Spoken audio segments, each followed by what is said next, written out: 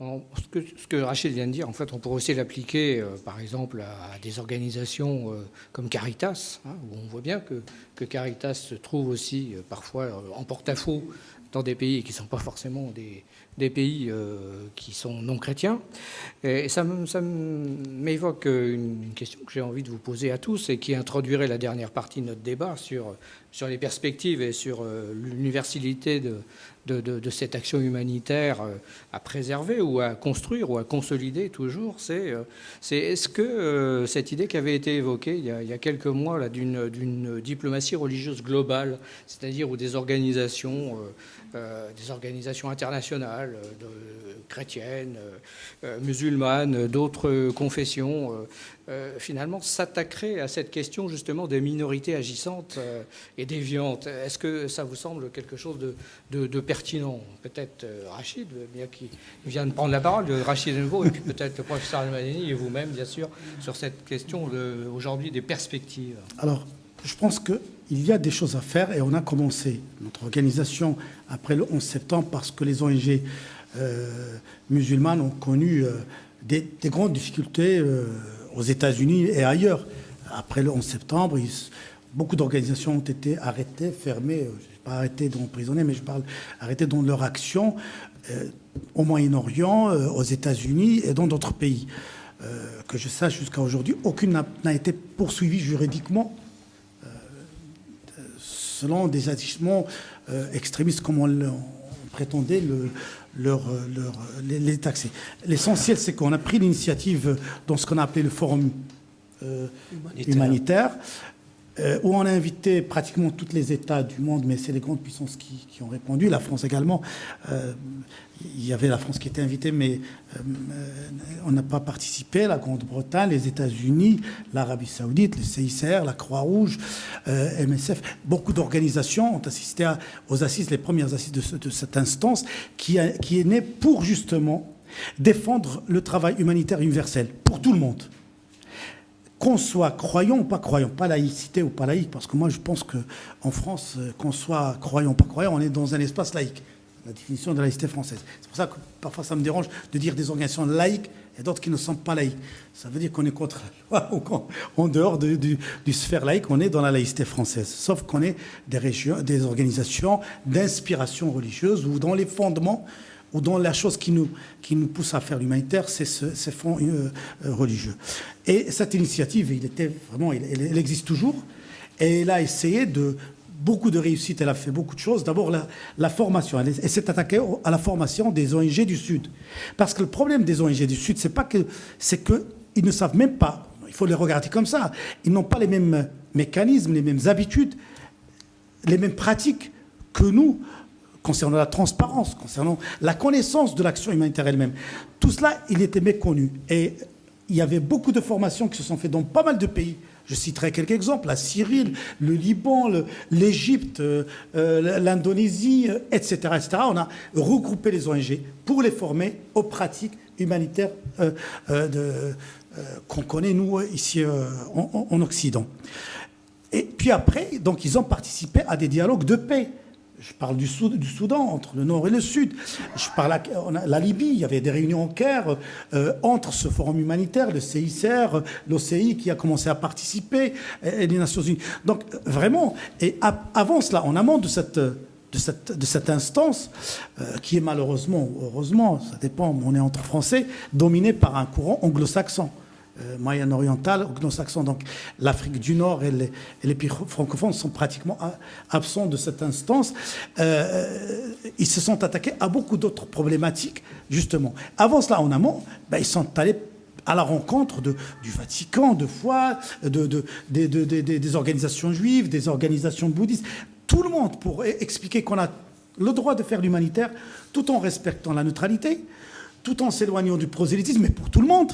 C'est-à-dire que, entre parenthèses, les organisations humanitaires musulmanes à qui on a reproché le prosélytisme, c'est entre musulmans en tout cas, c'était pas dans des pays non musulmans. C'est une remarque, de toute façon, entre parenthèses, que je ferme la parenthèse pour dire qu'il y avait toute une action envers toutes les organisations confessionnelles et non confessionnels. Je pense que les Médecins du Monde, je ne me rappelle plus qui avait participé, il y a des organisations du Sud qui ont participé, d'Algérie, d'Égypte, etc. C'était une bonne initiative. Et à mon sens, je pense que l'humanitaire ne peut être qu'un tremplin pour faire progresser la paix, pour faire progresser l'entente et le dialogue interculturel. Nous, on a essayé par pas mal d'occasions pour le faire progresser, même en France. Et je pense que l'humanitaire peut véhiculer cette chose-là, puisqu'il n'y a pas de différent autour de l'action humanitaire. Si elle est bien expliquée, si elle est bien connue, si on n'essaye pas d'exclure, parce que parfois le débat, il a le sentiment de vouloir exclure. C'est-à-dire, dans une question, vous ne l'avez pas évoquée, c'est toujours, on peut, qu'est-ce qu'il fait le religieux dans l'humanitaire? C'est quelque chose de bizarre. Oui, mais qu'est-ce qu'il fait? Mais ce sont des êtres humains croyants. Vous avez le droit de ne pas être croyants, mais ce sont des gens, leurs croyances leur appartiennent, qui veulent faire du bien comme vous, qui ont le même cœur, les mêmes sentiments, le même sens de l'humanitaire, le même sens de l'universalité. Mais ils peuvent prétendre autre chose, c'est leur jardin privé, qui sont croyants et qui veulent faire l'humanitaire pour satisfaire quelque chose. Là où on doit les exiger, c'est le respect des principes. Et ça, il y a des organes qui peuvent le faire. Prenons par exemple en France, il y a le comité de la charte. Parmi les règles, et nous sommes, au comité de la charte, pour vous dire qu'il doit y avoir respect de l'universalité de l'action humanitaire. Et on a eu un débat, il était extraordinaire avec des personnes qui nous ont contrôlés pendant un an autour de ce point-là. Et ça veut dire qu'il y a beaucoup de choses positives qui nous attendent. Moi, je suis dans l'optimisme, sinon, il faut quitter ce monde, c'est terminé. Mohamed Al-Madini. Oui, peut-être, je voudrais revenir un petit peu sur la question des ONG. Encore une fois, je suis désolé si je me répète, mais cette notion n'est pas très claire dans l'esprit des gens dans les pays de tiers-monde, surtout dans les pays arabes et islamiques. Si, par exemple, votre organisation ou d'autres organisations ne sont pas très bien accueillies, parce que peut-être vous n'avez pas... Ça ne me fait rien, parce que c'est à partir de là, les politiques transmettent leur message à la population. Alors, la question est de savoir, est-ce que vous avez préparé le terrain avant d'y aller, avant de proposer? Et il y a, à mon avis, une question d'éducation, de formation et de communication. Je sais qu'il y a des très bonnes intentions de pratiquement tous les ONG. Moi, je suis en France depuis pratiquement 3 décennies et j'ai travaillé avec beaucoup des ONG, etc. Mais chaque fois que je vais là-bas, dans le monde arabo-musulman, ils me posent la question. Et ils sont très méfiants concernant les ONG. Alors, au lieu d'expliquer les activités des ONG, alors on passe notre temps à expliquer l'idée du rôle des ONG d'une façon générale. Je ferme la parenthèse comme ça pour seulement... je voudrais dire deux, trois mots, s'il vous plaît, sur l'organisation de la coopération islamique. Je pense qu'on a beaucoup parlé des ONG, mais presque oublié des organisations intergouvernementales. Je ne voudrais pas citer la Ligue des États arabes, parce que la Ligue des États arabes, qui regroupe actuellement, comme vous le savez, 22 États arabes, ne fait rien du tout concernant cette question-là. Mais au moins, disons, les spécialistes et les militants sont contents qu'actuellement, on a une charte arabe des droits de l'homme qui est en application et 11 États arabes l'ont ratifié. C'est un premier pas. Peut-être l'humanitaire va être aussi à l'ordre du jour des activités de cette organisation. Mais il faut attirer l'attention, et on oublie toujours l'organisation de la coopération islamique. L'organisation a été créée, comme vous le savez, en 1972 à Jeddah, en Arabie Saoudite, après le premier sommet islamique en 1969 à Rabat, au Maroc.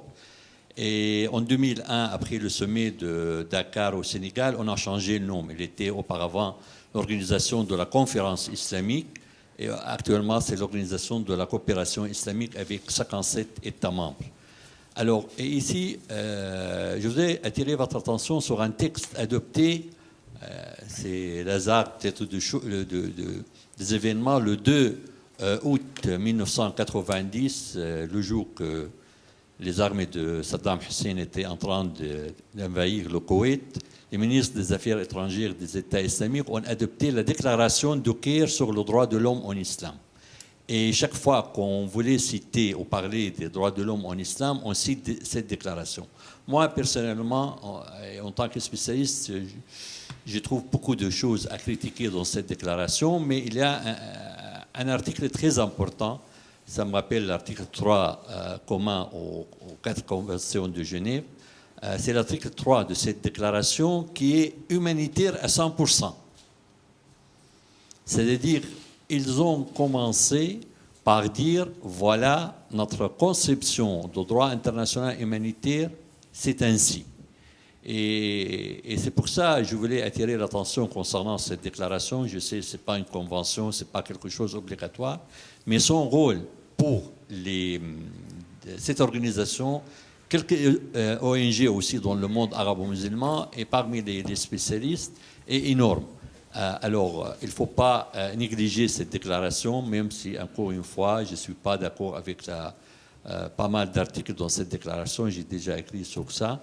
Et j'ai fini par mentionner, et je sais que le CSR est au courant de l'existence de 2 organisations créées par, disons, dans le monde arabo-musulman. Il y a l'organisation de la coopération islamique a créé le comité islamique de croissance internationale. Ils ont choisi Benghazi comme siège de cette organisation.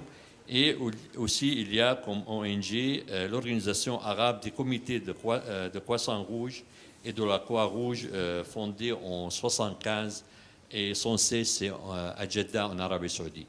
Voilà, si vous voulez, il faut, à mon avis, équilibrer un petit peu, pas seulement parler des ONG, mais aussi des organisations intergouvernementales dans le monde arabo-musulman. Merci. Merci.